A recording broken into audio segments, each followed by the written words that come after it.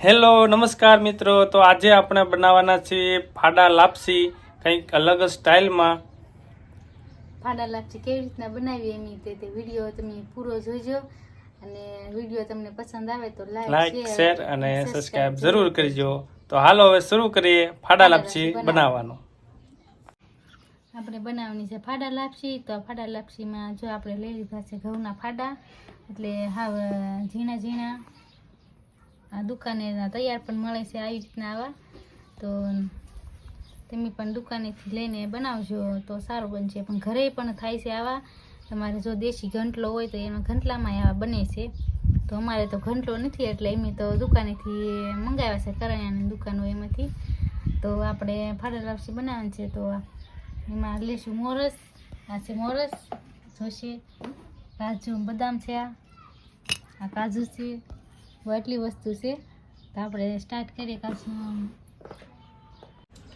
હવે તો આપણે હવે ગેસ ચાલુ કરી દઈએ.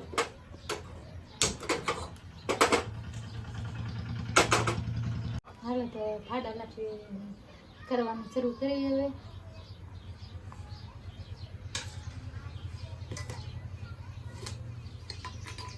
પહેલાં તો નાખશું આપણે તેલ.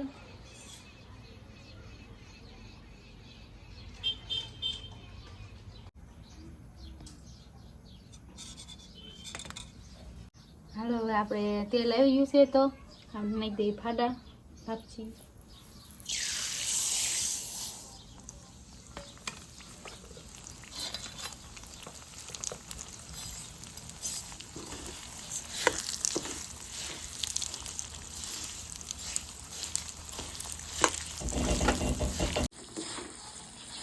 જો આપણા ફાડા શેકાઈ ગયા છે હવે મસ્તીના. તો હવે આપણે એમાં નાખી દઈશું પાણી. ઠંડુ પાણી હોય તોય હાલે છે, તો ઠંડુ જ નાખ્યું. ગરમ કરીને નાખવું હોય તો તમે ગરમ કરીને નાખી શકો.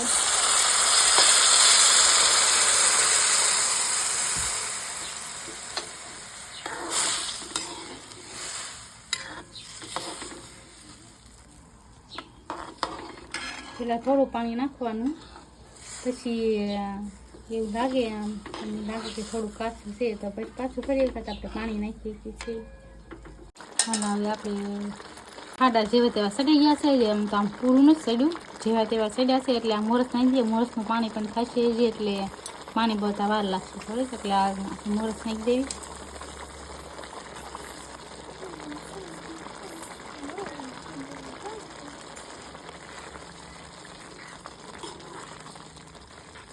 મોરસ આવે એટલે થોડો કલર ફરી જાય.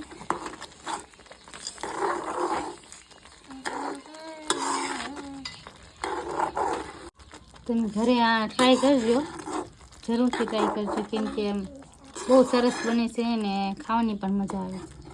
અને 2 દિવસ સુધી બગડતું પણ નથી. 2 દિવસ સુધી રાખીએ કે આપણે.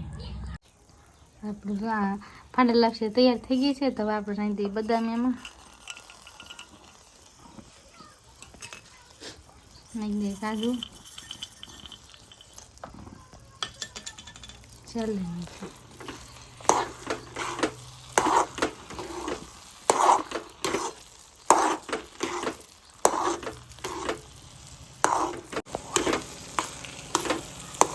હવે આપણે થઈ ગઈ છે ફાડા લાપસી તૈયાર. તો આપણે ઉતારી લઈએ છે.